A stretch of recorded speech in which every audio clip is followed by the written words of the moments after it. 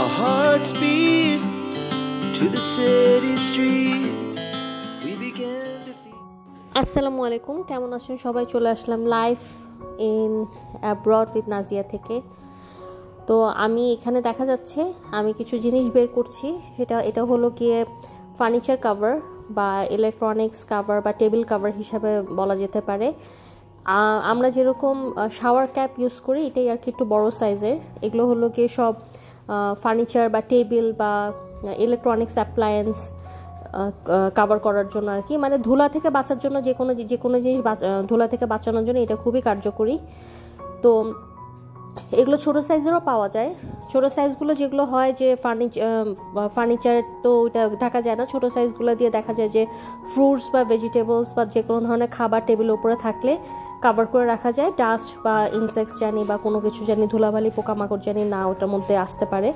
তো আমি এটা কিনেছি। আসলে আমি যেহেতু বাংলাদেশে আসবো কিছুদিনের জন্য বা মাসখানেকের জন্য, তো আমার ফার্নিচারগুলো জানি ধুলো না পড়ে, কারণ অনেক দিন যদি কেউ না থাকে বাসার মধ্যে ধুলাবালি পড়াটা স্বাভাবিক।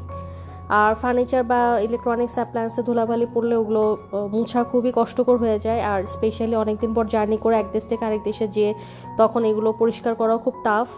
তো যেই এগুলো সরিয়ে ফেললে ফ্রেশ পেলে খুবই সুবিধা হয় আর কি। তো আমি এখানে আমার বেড এবং ম্যাট্রেস এগুলোকেও একদম কাভার করে রেখেছি, এবং সাইজগুলো এতই বড় যে এগুলো এই সাইজে ম্যাট্রেস বা যেটাই হয় বেড এগুলো খুব ইজিলি কাভার হয়ে যায় এবং ধুলোবালি পড়ে না। কারণ স্পেশালি বেডে বা সোফাতে এবং ম্যাট্রেসেই তারপরে পিলোজ এগুলোতেই কিন্তু বেশি ধুলা পড়ে থাকে, এবং দেখা যায় যে ওগুলো বাসায় ব্যাক করার পরে অনেকদিন পর ওগুলো ধোয়ার একটা ঝামেলা থেকে যায়। তো ওই ঝামেলা থেকেই মুক্তি পাওয়ার জন্যই, ঝামেলাটা জানি না হয়, অ্যারাইজ না হয়, এর জন্যই এই কাভারটা পরানো আর কি। তো এখন আমরা একটু বের হচ্ছি। আসলে আমরা যেদিন বাংলাদেশে আসব সেদিনের বাসায় আমি কোনো রান্না বান্না কিছু করিনি। তো হাজব্যান্ড বললেন যে চলো আমরা বাইরে থেকে আজকে খাওয়াটা শেষ করে ফেলি। তো আমরা দুজনেই ডিসাইড করলাম যে বাইরে অ্যাটলিস্ট 2 দিন আগের থেকে আমরা রান্নাবান্নাটা, কারণ রান্নাবান্না করলেই থেকে যাবে এবং নষ্ট হবে। অনেক সময় দেখা যাবে আমরা খাবারটা শেষ করতে পারবো না, খাবারটা যদি নষ্ট হয় তাহলে খুবই খারাপ হবে। তো আমরা বাইরে থেকে রেস্টুরেন্টে যেয়ে খেয়ে নিই। তো তখন অলরেডি লাঞ্চের পরপর সময় হয়ে গিয়েছিল, আর আমাদের রাশও ছিল কারণ আমাদের ফ্লাইট। তো এর আগে আগে আমরা খাওয়াটা শেষ করতে চাচ্ছিলাম যে কিছু সময় যদি আমরা খেয়ে নিই তাহলে আমাদের ফ্লাইটের আগ পর্যন্ত আর কোনো খিদা লাগবে না, একটা স্ন্যাক্স নিয়ে নিব। তো ওইটাই যদি এয়ারপোর্টে খেতে হয় তাহলে খেয়ে নিব, আর ফ্লাইটে তো খাবার আছেই। তো আমরা খাবারের জন্য অপেক্ষা করছি একটা সাউথ ইন্ডিয়ান একটা রেস্টুরেন্টেই, পচামোলাকো, ওখানে আমরা রেস্টুরেন্টে ওয়েট করছিলাম। ওখানে আমরা আসলে প্রায় খাওয়া দাওয়া করে থাকি, খাবারের মান অনেক ভালো এখানে, এবং কোয়ান্টিটিও দুবাইতে অ্যাকচুয়ালি ইউএইতে সব জায়গায় খাবারের কোয়ান্টিটিও অনেক ভালো হয়ে থাকে, যে 1:2 মানে 1:2 হয়ে যায় এরকম খুব ইজিলি। তো আমাদের খাওয়া দাওয়া শেষ, এখন আমরা আমাদের লাগেজগুলো র্যাপ করছি। আসলে লাগেজগুলো র্যাপ করা খুবই ইম্পর্ট্যান্ট, কারণ এখন আজকাল তো খুবই মানে একটু প্রবলেম হয় র্যাপ না করে রাখলে, যেহেতু লাগেজগুলো তো নষ্ট হয়ই। এবং যতই আমরা বলে থাকি না কেন আমাদের মানে ওই লাগেজগুলোকে ওইভাবে ভালো মতন ট্রিট করা হয় না। তো যেটাই হোক, সিকিউরিটি বা ভালো রাখা সেফটির জন্য র্যাপ করে নেওয়াটাই ভালো। তো আমরা চেষ্টা করি যে বাসার মধ্যেই র্যাপ করে নেওয়ার জন্য, কারণ বাইরে এয়ারপোর্টে র্যাপ করাটা একটা ব্যাপার হয় কি, অনেক সময়ের একটা ব্যাপার থাকে, আর অনেকটা সময় ওয়েস্ট হয়ে যায়। আর বাসা থেকে র্যাপ করে নিলে অনেকটা এখানে দেখা যায় যে খরচ অনেক কম হয়, তো আমরা নিজেরাই এটা র্যাপ করে নিতে পারি। তো আমরা এরকম একটা র্যাপিং রোল কিনে নিয়েছিলাম বড় দেখে, যে অ্যাটলিস্ট জানি 2-3টা লাগেজ তো র্যাপ করাই যেতে পারে। তো আমরা খুব সুন্দরভাবে ইজিলি র্যাপ করে নিয়েছি আলহামদুলিল্লাহ। আমি এই সোফার মধ্যেও, আমাদের এটা সোফা কাম বেড, সোফার মধ্যেও আমি ওই পলি একটা কাভার যেটা আছে ক্যাপ আর কি, ওটাও আমি কাভার করে নিয়েছি, এবং উপর দিয়ে একটা চাদরও দিয়ে দিয়েছি, বেডশিটের মতো আর কি কাভার করে দিয়েছি, জানি সোফার মধ্যে ধুলা না পড়ে। আর স্ট্যান্ডের মধ্যে একটু ভিজা কাপড় ছিল, ওগুলো দিয়ে রেখেছিলাম। তো ওগুলো আর কাভার করে নিই, কারণ কাভার করে দিলে ওগুলো সব স্মেল হয়ে যাবে। তো এই আমার বাসা, আমি যাওয়ার আগে সব চেক করে নিচ্ছি যে সব ঠিক আছে নাকি, পানি বা রান্নাঘর সব কিছু, কিচেন টিচেনে সব কিছু ঠিক আছে নাকি।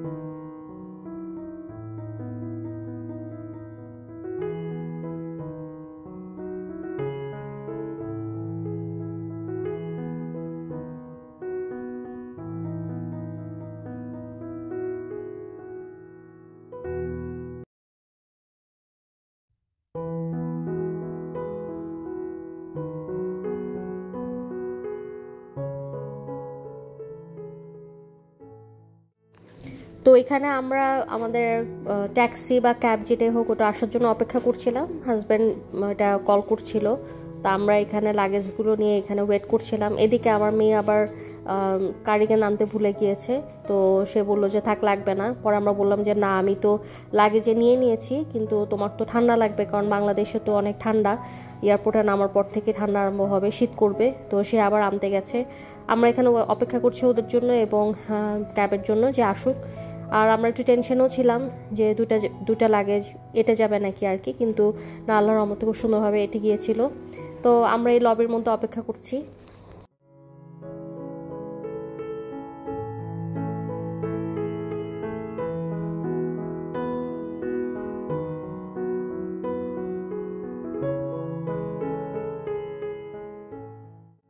তো বিসমিল্লাহ করে আল্লাহর নাম নিয়ে রওনা দিয়ে দিলাম। আমাদের আসলে ফ্লাইট ছিল এয়ারপোর্টে, যেটা ছিল সেটা হলো গিয়ে শারজা থেকে। তো ইউএইতে শারজাতে একটা এয়ারপোর্ট আছে, দুবাইতে আছে। তো আমরা দুবাই পর্যন্ত আর গেলাম না, কারণ দুবাইতে যেতে অনেকটা সময় লেগে যাবে, এর জন্য আমরা শারজা এয়ারপোর্ট থেকেই রওনা দিব। তো আমরা এখন on the way to Sharjah airport.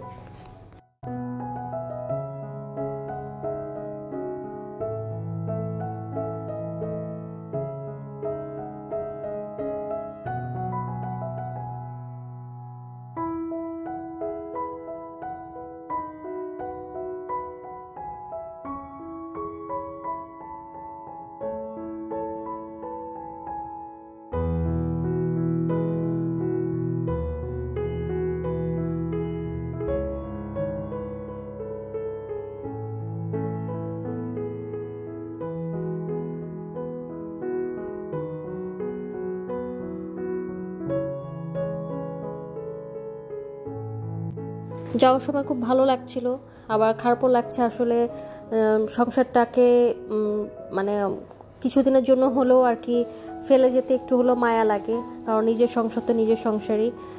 আর বাংলাদেশে যাওয়ারও তারা আছে। আমার মনে হচ্ছিল যে যত তাড়াতাড়ি যাওয়া যায় তত ভালো, কারণ যেটা আমি বলেছিলাম যে ইমার্জেন্সি একটা কারণেই যাচ্ছি, খুবই ইমার্জেন্সি, এবং এটা থেকে ইমার্জেন্সি কিছু হতে পারে না। তো সেটার জন্যই যাওয়া আর কি। তো ওইটারও অপেক্ষা করছিলাম কতক্ষণে যাব। তো এখন আল্লাহর নাম নিয়ে রওনা দিচ্ছি, কিন্তু একটা নার্ভাসনেসও কাজ করছে এই আর কি, যে কতক্ষণে যাব, পৌঁছাবো।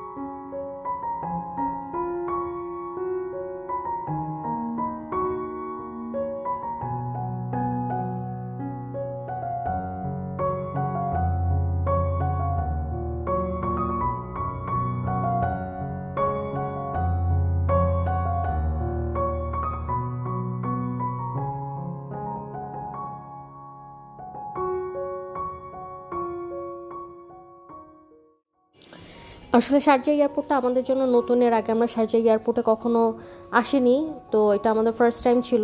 তো আমরা মনে করলাম এখান থেকে কিছু চুইংগাম বা চকলেটস এগুলো কিছু নিয়ে নিই ফ্লাইটে খাওয়ার জন্য। তো এখন আমরা উপরের দিকে যাচ্ছি আর কি, উপরের সিঁড়ি দিয়ে উঠে এখন বোর্ডিংয়ে যাব।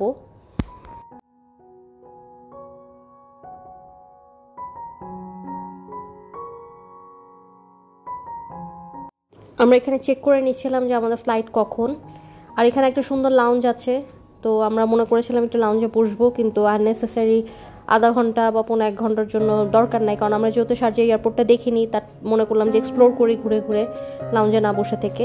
তো এখানে একটা জিনিস আমার খুব ভালো লেগেছে, এখানে বাচ্চাদের খেলারও একটা জায়গা আছে, যে অপেক্ষা করার জন্য বাচ্চারা এখানে ইজিলি খেলতে পারে, ওরা বোর হবে না, মারা প্যারেন্টসরা সব গার্জিয়ানরা এখানে বসে থাকে এবং বাচ্চারা খেলে, তো ওদের বোরও লাগে না। তা আমরা অলরেডি এয়ারবাসে উঠে গেছি, এখন আমরা এয়ারবাস করে আমাদের ফ্লাইট পর্যন্ত যাব আর কি।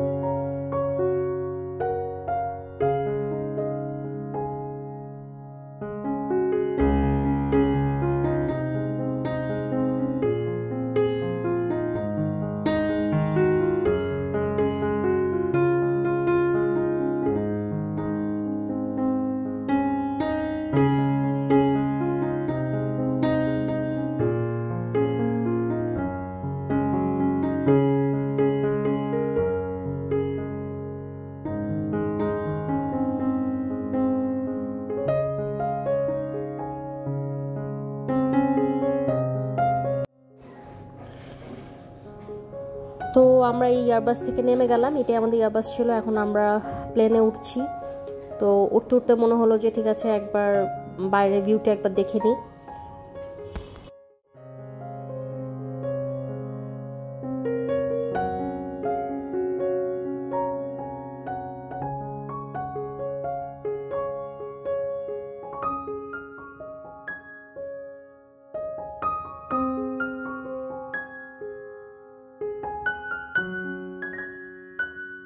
তো আমরা অলরেডি ফ্লাইটে উঠে গেছিলাম এবং আমি আমার পিচ্চিকে জিজ্ঞেস করছিলাম তুমি হ্যাপি নাকি।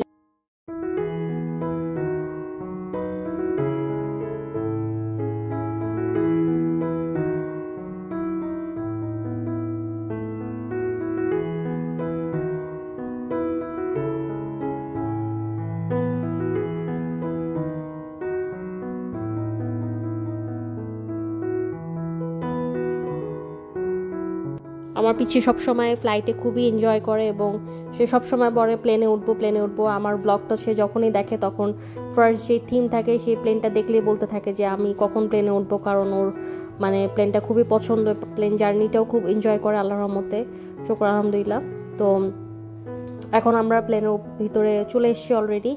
তো এখন আমরা ফ্লাইটের ভিতর থেকে বাইরেটা দেখছি যে কখন আমরা রওনা দিব, এবং একটা আলাদা ভয়ই থাকে টেক অফ করার সময়।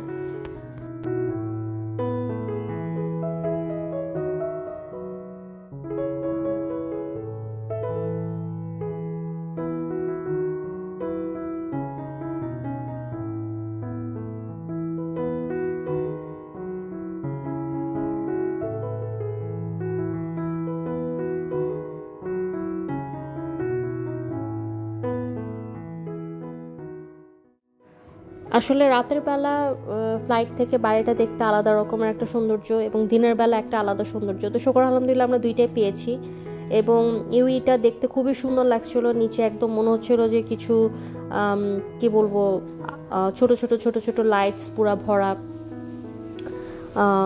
অনেকটা দেখা যায় যে এটাকে কি বলা যায়, কোনো একটা চারকোনা সিম বা কোনো একটা চিপের মতো আর কি, মাইক্রোচিপ বা এরকম যেটাই বলে আর কি, ধরনের টাইপের, খুব দেখতে সুন্দর লাগছিল। আর একদম পুরা আলোকিত হয়ে আছে, ছোট ছোট ছোট ছোট, মনে হচ্ছে একদম আঁকা কেউ এঁকে দিয়েছে। তো এই জিনিসগুলো দেখতে খুব ভালো লাগে। তো ওয়েদারটা ভালো ছিল, এর জন্য হয়তো সব কিছু দেখা গেছে ভালো মতন। তো আমি এটা খুব এনজয় করছিলাম জানালার পাশে বসে, আর মনে করলাম যে ঠিক আছে ভিডিও করে নিই।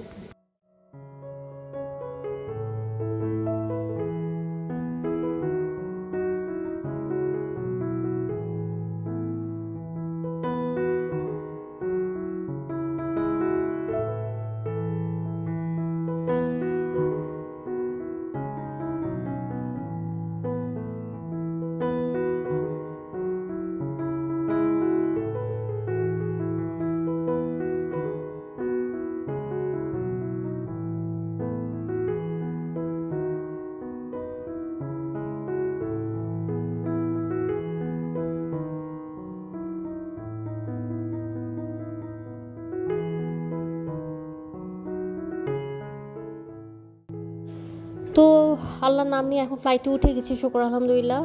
তো এখন আমরা বাংলাদেশে যাব, বাংলাদেশের এবং আমরা ফ্লাইটে কি কি খেলাম, কি কি করলাম, ফ্লাইটের সময়গুলোও আমি নেক্সট ভিডিওতে থাকবে, এবং বাংলাদেশেও নামবো ইনশাল্লাহ। তো ঠিক আছে, সে পর্যন্ত আমার সাথে থাকুন সাবস্ক্রাইব করে, এবং আমাকে আমার বেল বাটনটা প্রেস করে রাখবেন অবশ্যই ইনশাল্লাহ। তো ঠিক আছে, আমার নেক্সট ভিডিও দেখার জন্য সাবস্ক্রাইব করে আমার সাথে থাকুন। আল্লাহ হাফেজ, আর দোয়া রইল, দোয়া করবেন আমাদের জন্য। আসসালামু আলাইকুম।